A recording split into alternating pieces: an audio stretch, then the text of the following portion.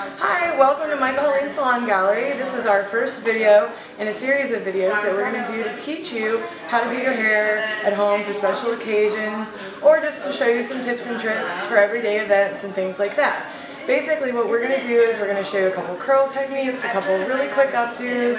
I have my model Devin. Say hi, Devin. And what we're going to do is, she does have long hair, but I'm going to also talk a little bit about how to do your hair when it's short and some little things you can do.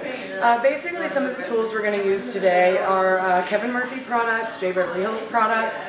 When you're doing a kit for doing a long hair dressing or any kind of fancy hair or fancy hair or nighttime hair, basically what you're looking for is you want to have a paddle brush. That's the big flat square brush. You want to have a cushion brush, usually with a mix of boar bristle and plastic bristles.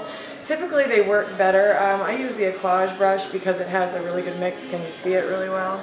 Reason is you pull it from the root and you pull from the tangles that are kind of sitting in the middle. So that works really well.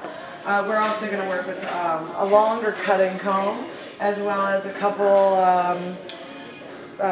teasing combs with a rat tail, as well as some clips.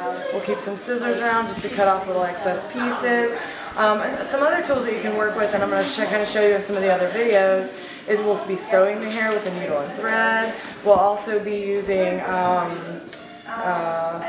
what was I thinking about? Like hair pieces, things like that. So kind of create a box for yourself.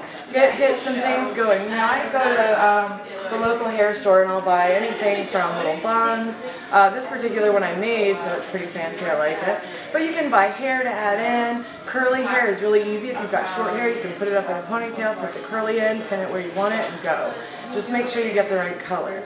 So we're going to basically get started with Devin. What we're going to do is, and actually if you can kind of zoom in a little bit, Devin's hair, as you can see, is pretty long. She's got beautiful hair.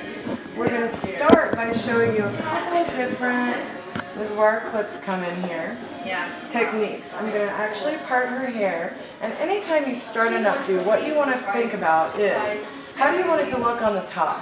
You want to create a balance. So you want to look at the person's face, decide, do I want balance, do I want volume, or you always want balance. Do I want volume, do I want curls at the bottom, curls on the top, in the middle of the hair? So kind of decide where you want to go with it.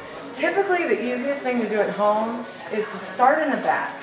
Take a section from the back, from right around the top of the crown to behind the ear, and section it out of the way. Use your clips. It's always a good idea to have some clips handy. You'll also want, sanitizing skirt. You didn't say that. So we're going to clip it out here, but you also want to make sure that you have bobby pins, hair pins. I'm going to show you a couple different variations here. We have